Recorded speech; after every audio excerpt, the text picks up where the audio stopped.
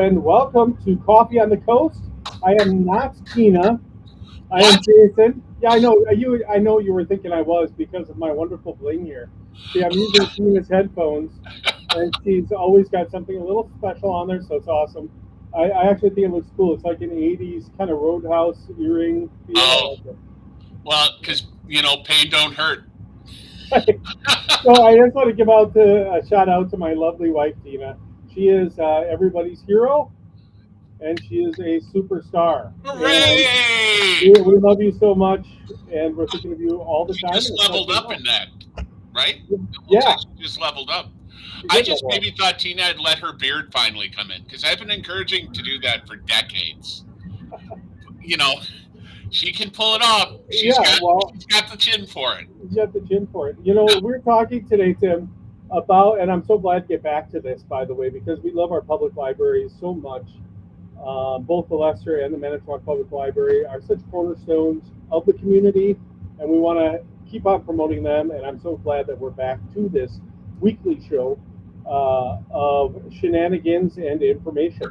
So, Exactly. And honestly, when you got in touch with me, I was just elated because I didn't think this would be happening as quickly as it did. And I'm not trying to be morbid or backward gaze at all, but I was just like, wow, all right, let's go. It's thank you so much for getting back in touch so quickly and yeah, relaunching. we are nothing unless we are of service, and I believe that wholeheartedly. So Tina's recouping, and hopefully she'll be back one day. But right now, my injuries are to my lower extremities, and I can do this type of stuff. And I'm glad to at least be a facsimile, a poor facsimile of my beautiful wife. Well, and you started as the host. I Way did, I back in did. the day, you were the original host, and then COVID changed everything. Yeah, we used to have a guest come from the library to my office, to my studio, and do the show when it first started. So yeah, and then COVID changed and everything went virtual. And as things happen, I'm an instigator, right? I'm a disruptor, so I like to That is start true. stuff and then give it to somebody else. So start the show and then give it to Tina, and she does a much better job. That's why. Well, But just a whole different creature. It used to be filmed and edited down. yeah, I remember back in the day when you used to let me know when it was going to air because you had finished editing, and now yeah. it's right there, warts and all. Yeah, it's a brave new world, as they say. So we're talking about some farming things today, and before we get into it, I tried to do something and it didn't quite work out, but the hilarity still ensued. So, do you mind if I show somebody, Not or at all. show Not at the all. people? Because this is what I actually look like when I'm away from the library. So, as AI is continuing its journey into actually being useful, which I don't feel it is really right now, but it is useful for a laugh or two. So, I typed in farmer hat. I wanted a farmer hat on Tim, and AI came up with this handsome gentleman. I, Uh, you know, he's sporty. I'll tell you that. And his hair is actually grayer than it used to be. Beard is whiter, hair is grayer. so that was one option. I kind of like the tilt of the hat as well. It kind Oh, of, it's jaunty. I mean, and then I tried again, and we got this more cowboy look. yeah, kind And of cowboy about town. but it's also, it reminds me of the hat I had when I was a kid, right? It doesn't quite fit on your head. The cowboy. In all fairness, I do have an extraordinarily large skull, so it's accurate. So If that you knew was a, that much. and then I thought, okay, let's take this to the next level and let's put a piece of straw in his mouth. So this is what AI came up with: a straw. That's for my new drinking establishment, the Thirsty Farmer. So then I tried it again, and I think I used the word like a blade of grass, and we got a bunch of grass. So it looks like you're chomping on some wheatgrass there, Or or as like, you said, Wilford Brimley's mustache. yeah, And Wilford Brimley's mustache. So we're just having some fun today with that at your expense, and thank you for being it such a good clearly friend. recognized I was hungry. Not a single blade of grass, but a whole clump. Yeah. So, So what perfect. are what are we talking about today, Tim? Well, we're talking about two programs that we're set up purposely to put a local voice to the national touring exhibit that we have at the library. It's American Farmer, which is running through October 20th.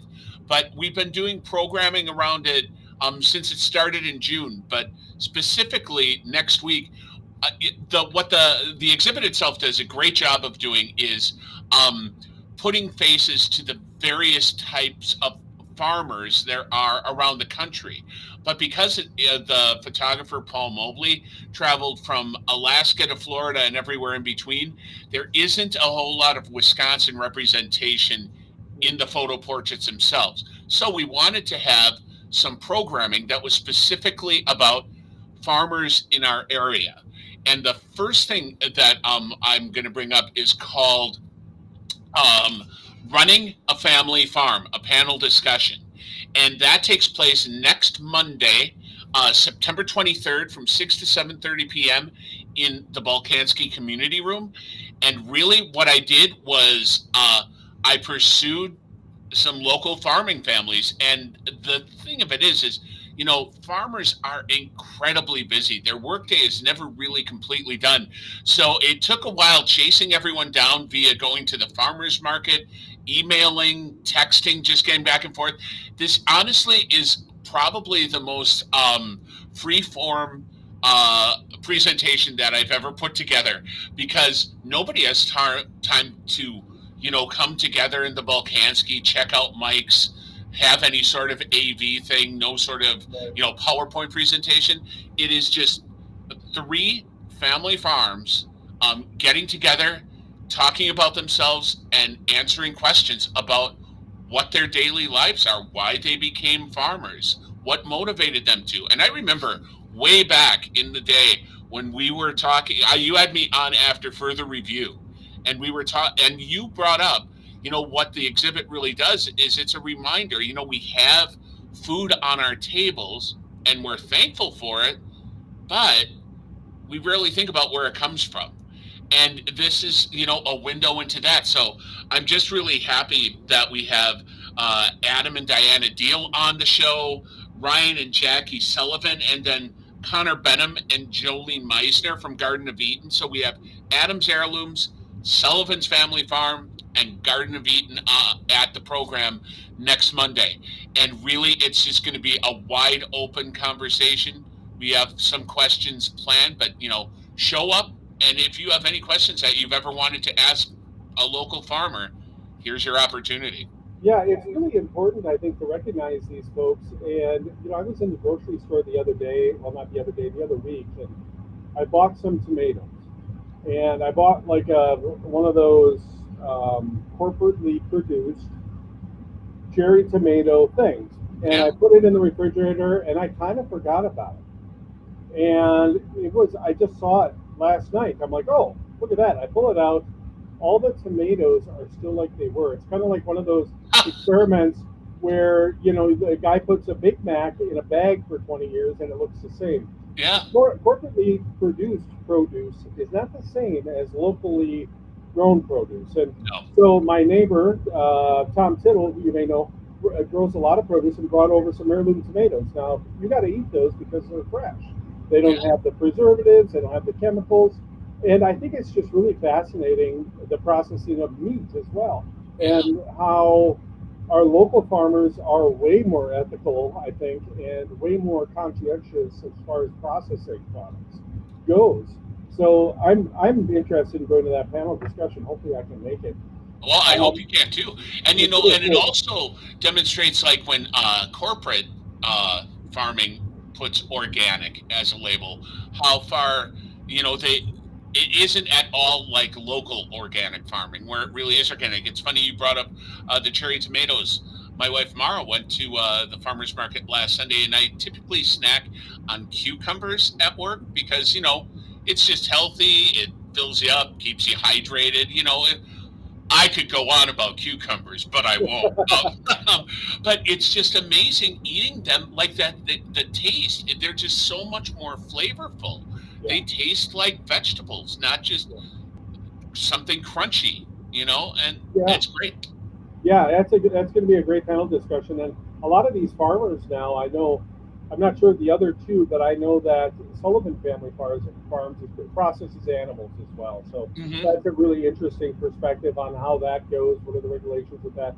How do you?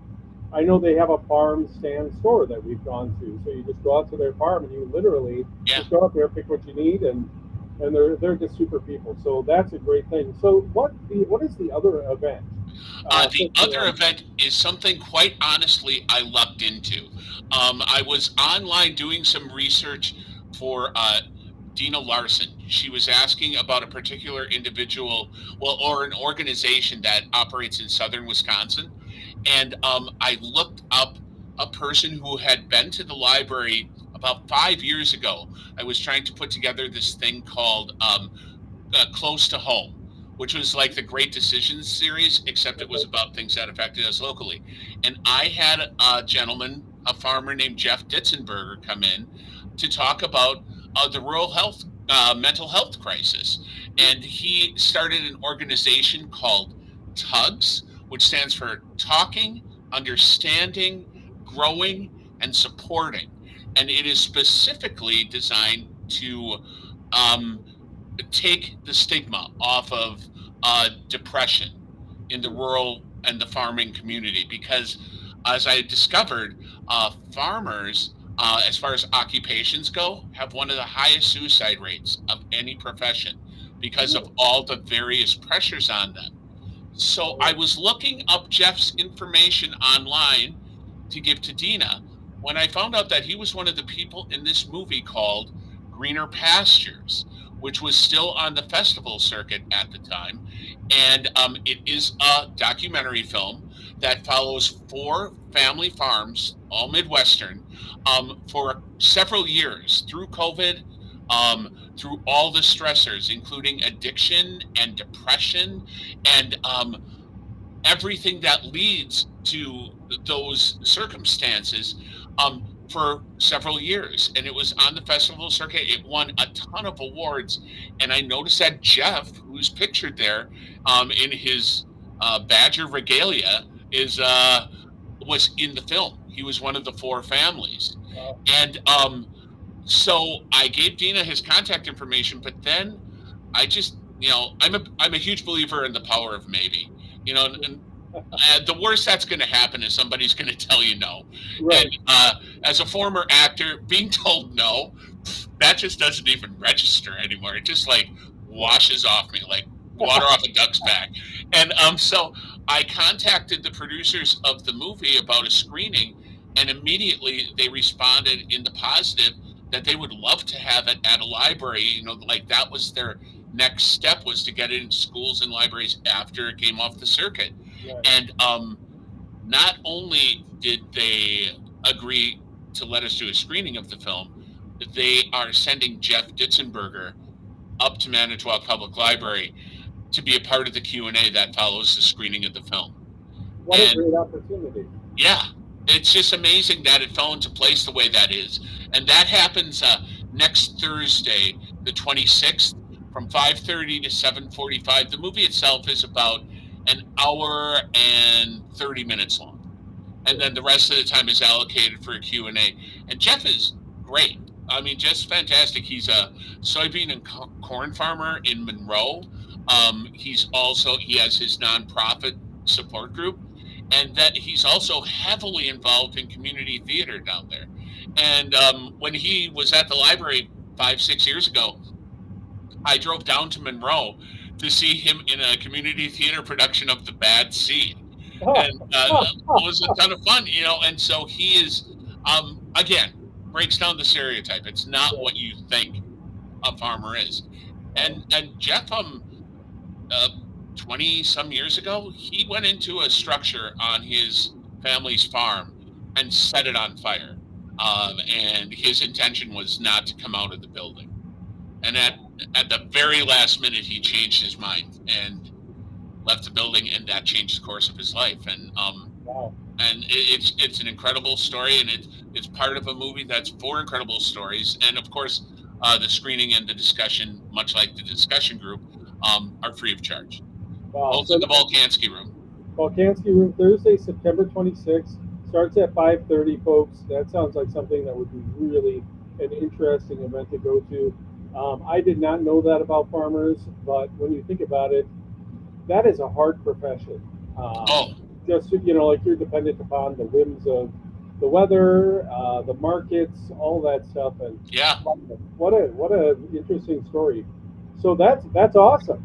yeah. It's awesome. You guys have these so many dimensions to our public library, so many things, including in the background. It looks like a beer and a viewing of a tree. You can just sit Well, down in that chair and view the the tree. tree lights up and blinks, and it is you're right. That is a Sprecher bottle, but it is a Sprecher root beer bottle.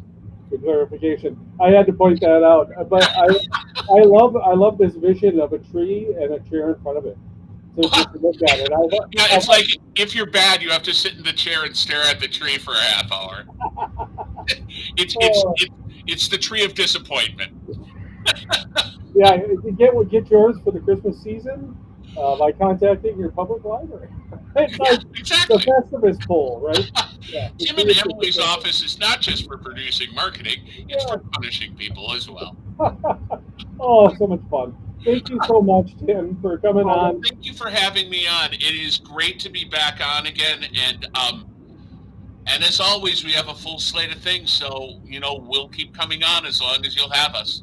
Awesome. And I will keep making goofy images as long as you let me Why am do I that. so thirsty all of a sudden? I don't get it. Thank goodness I have my coffee right here. Yeah, right. Thank you so much, buddy. Nice to see you. Oh, you too. Thank you so much, Jason.